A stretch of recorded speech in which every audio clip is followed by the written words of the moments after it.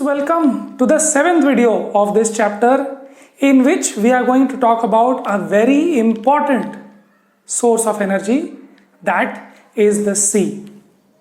अब सी में से हम लोग एनर्जी कैसे एक्सट्रैक्ट कर सकते हैं? सी में तो बहुत सारा पानी है, तो क्या हम पानी की एनर्जी ले सकते हैं? तो हम पानी की energy in the chemical form नहीं लेंगे. याद करो, हमने हाइडल या हाइड्रो पावर प्लांट की बात की थी, जहां वाटर की एक काइनेटिक एनर्जी को हमने इलेक्ट्रिकल एनर्जी में कन्वर्ट किया था. हम यहां पर भी ऐसा ही कुछ करने वाले हैं और ओशन की energy in the form of kinetic energy of water या थर्मल एनर्जी ऑफ वाटर इस तरीके से हम हार्नेस करने वाले हैं. और ये if you can understand, this is a huge source of energy which you can use. Anyway, so let's start talking about three types of the energy which we harness from sea. In the first type now we are going to talk about tidal energy.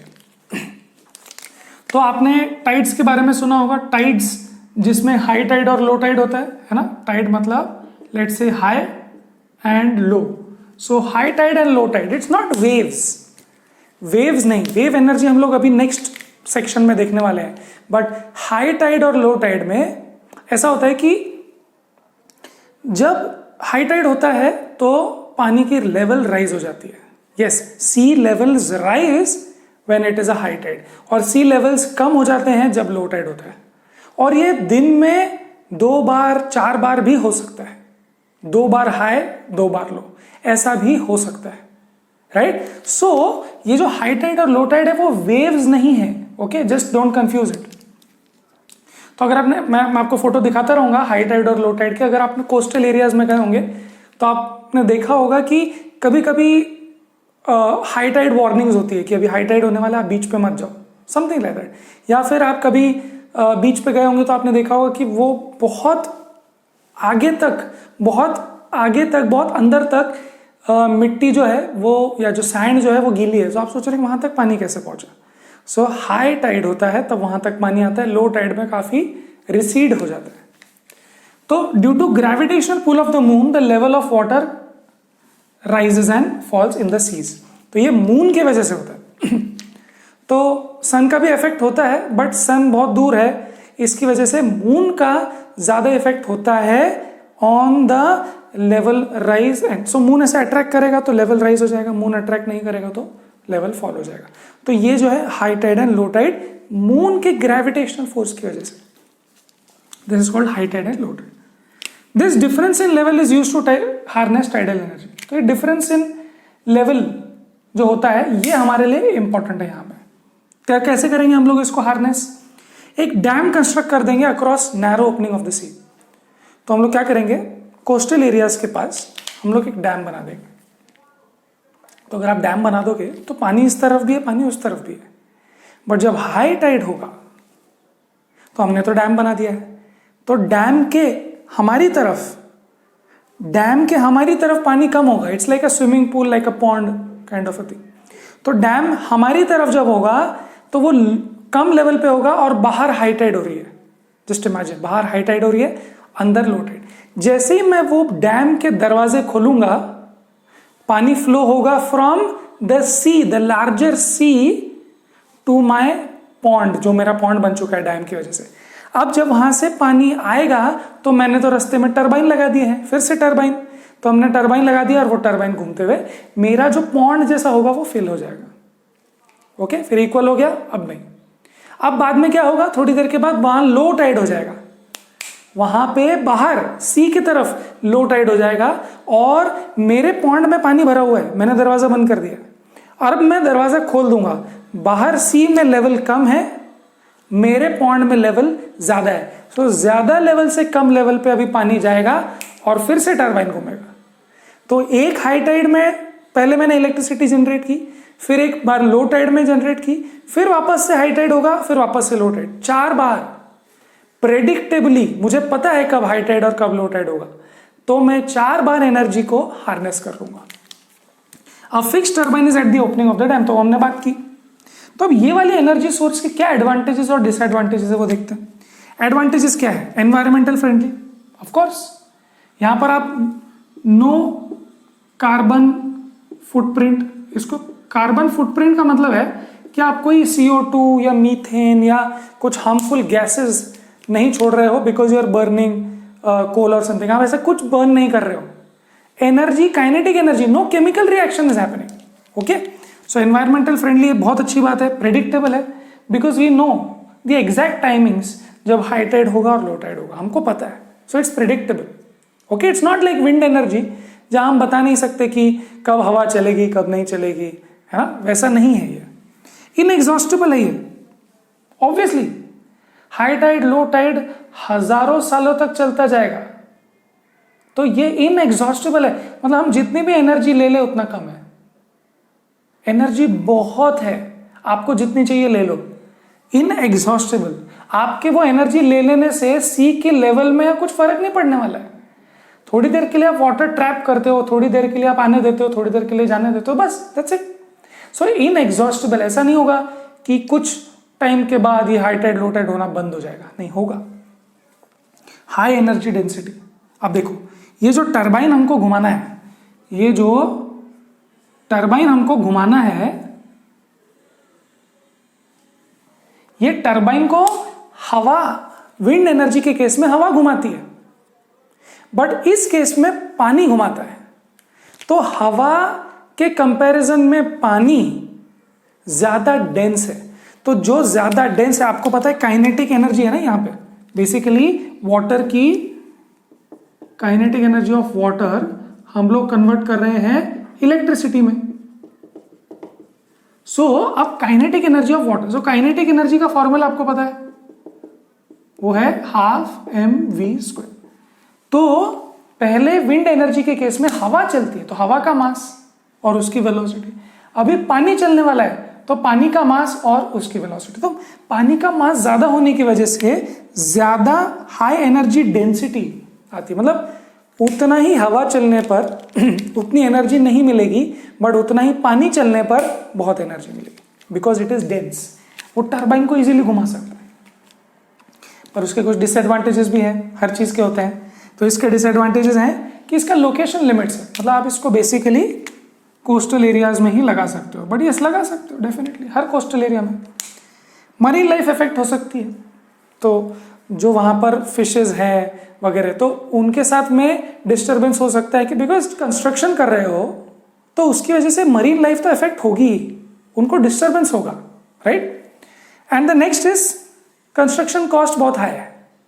Construction cost, आप सोचो एक बड़ा सा dam बनाना है मुझे, और मुझे कहाँ कहाँ बनाना पड़ेगा, कोस्ट तो बहुत बड़ा है, बट मुझे डैम बनाने के लिए तो कंस्ट्रक्शन बहुत होगा, बहुत कॉस्ट लगेगा.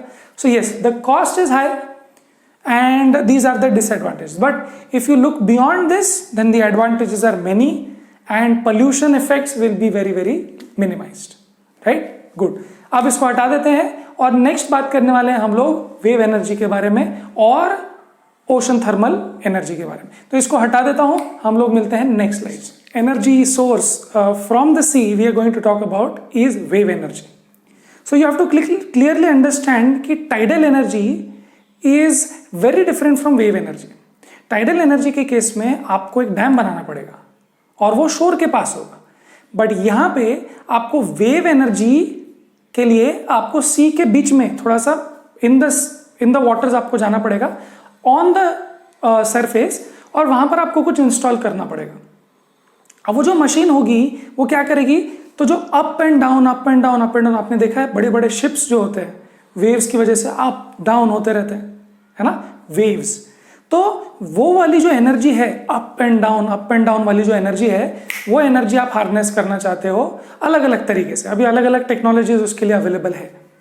तो wave energy you should understand is due to the waves, not high tides and low tides. Okay, tides दिन में 2 से 4 बार ही होता है, बट वेव्स तो हर कंटिन्यूस चालू होते हैं. So kinetic energy of huge waves can be harnessed. Yes, these waves are generated by strong winds blowing across the sea. तो आपको तो पता ही क्यों होता है, ये सन या मून के अट्रैक्शन की वजह से नहीं है, ये हवा चलने की वजह से अप एंड डाउन होता रहता है ना. तो इसके जो एनर्जी है ज्यादा डिटेल में दिया हुआ नहीं है, बट इसको हार्नेस करने के लिए आप टरबाइन यूज कर सकते हो, मैग्नेटिक फील्ड वगैरह यूज कर सकते हो. Those are all different ways you can do it. That's not given in your book, but you should understand that it is an energy source which you can harness. Okay? बाकी आप internet पे जाओ तो आप बहुत सारी चीज़ें check कर सकते हो, और मैं हो सके तो डिस्क्रिप्शन बॉक्स में भी डाल दूंगा आप कौन से सोर्स देख सकते हो, मे बी यूट्यूब वीडियोज और may be things you can read, right? Advantages क्या है? सो यस, सिमिलर एडवांटेजेस कि यहाँ पर आप रिन्यूएबल एनर्जी सोर्स की बात कर रहे हो जहाँ पर कुछ खत्म नहीं हो जाने वाला है ना, हवा चलती रहेगी, वेव्स होती रहेगी. It is environmentally friendly, again same thing. It is abundant, बहुत सारा है, बस आपको उसको हार्नेस करते आना चाहिए. Technologically you should be advance to harness that. बाकी एनर्जी तो बहुत ज्यादा है. And it is predictable, most more or less it is predictable, because कभी तूफान आएगा कभी नहीं, वो आपको पता होता है. लो कार्बन फुटप्रिंट मतलब no emission of gases and no greenhouse gases, no pollution, nothing like that. There are some disadvantages. Those are, ये सिर्फ certain locations के लिए, obviously landlocked countries like Afghanistan वगैरह, they cannot harness this kind of energy. Effect on marine ecosystem, जो sea में जो life forms हैं उनको फर्क पड़ता है बिकॉज आपने कुछ बीच में कंस्ट्रक्शन कर दिया है तो बहुत सारा नॉइज होगा. आपने बीच में कंस्ट्रक्शन कर दिया है तो उनको डिस्टर्बेंस होगा आने जाने में. सिमिलरली शिप्स को भी डिस्टर्बेंस होगा, रास्ते में वो चीज़ आ जाएगी तो, है ना. एंड प्लस सी का जो एक व्यू होता है वो लाइक एस्थेटिकली ऑल्सो, सी में जब आप कोस्ट में जाते हो तो अगर आपको ऐसी चीज़ें दिखने लग जाएगी then it is very like it's not aesthetic, right. आप you went there to see the waters, but आपको ये सब मशीन्स दिखेगी. And of course cost of installation बहुत ज़्यादा है because you have to do it in the sea, and then उसको maintain करना भी because you have to get people there, you know, for on job and then something like that. So installation का भी cost ज़्यादा है. Machine और उसकी technologies भी अभी डेवलप हो ही रही है. There are different ways which people are using here, right. Okay, so इसको भी हटा देते हैं. अब हम मिलेंगे नेक्स्ट स्लाइड पे जब हम बात करेंगे last type of energy source, वो है ओशन थर्मल एनर्जी.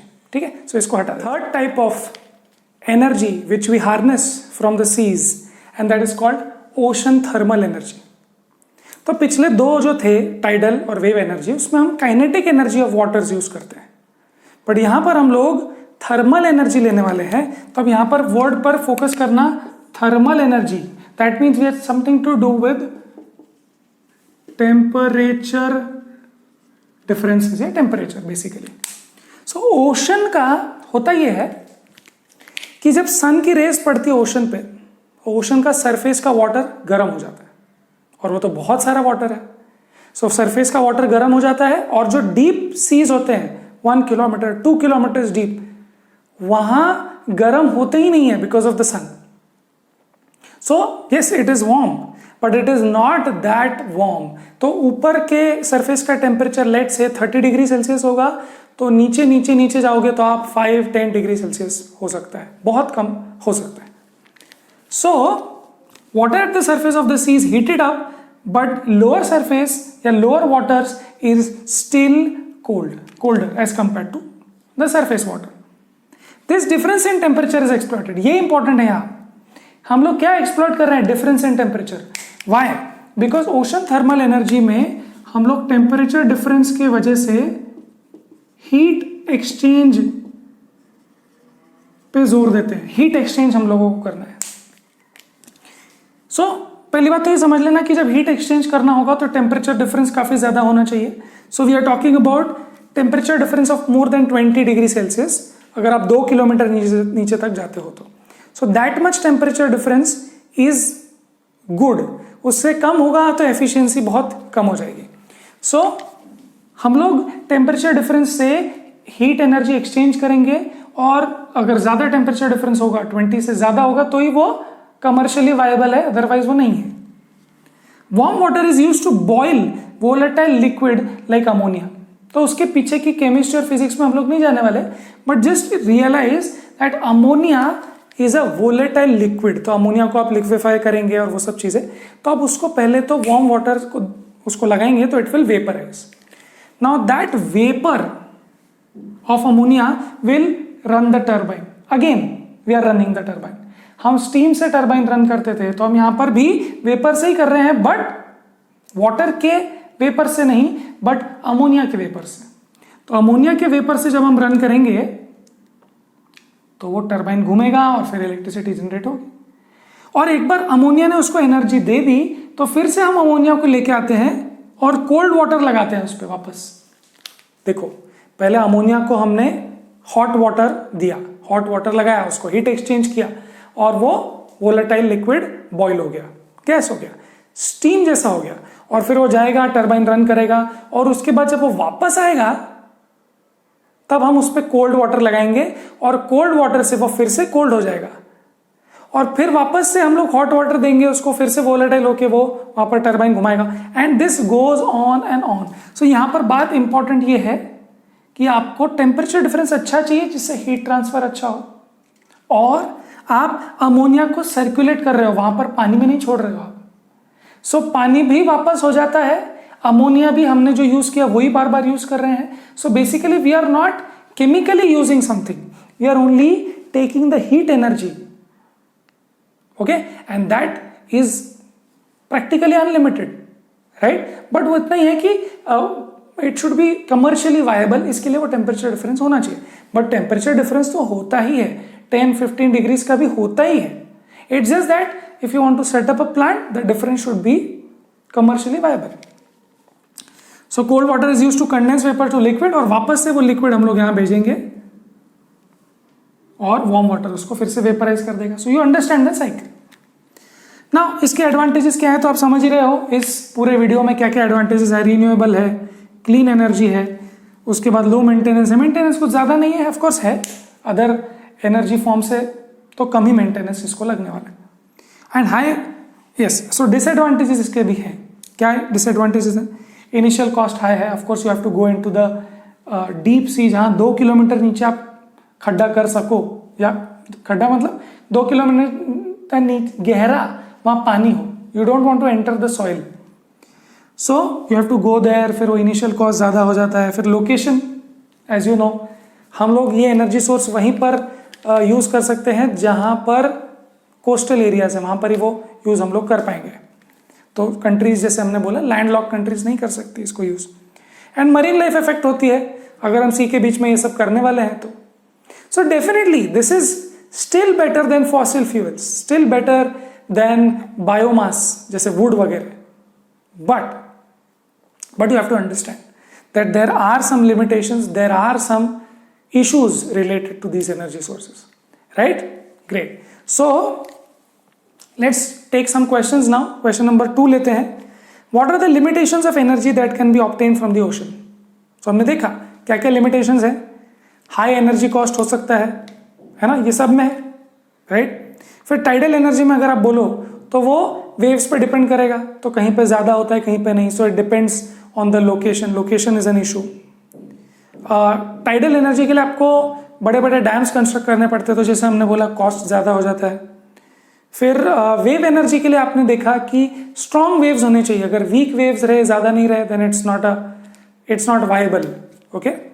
उसके बाद ओशन थर्मल एनर्जी के लिए आपको मोर देन 20 डिग्रीज का डिफरेंस चाहिए, टेम्परेचर डिफरेंस। सो अगर ये चीजें देखें आप तो ये लिमिटेशंस है।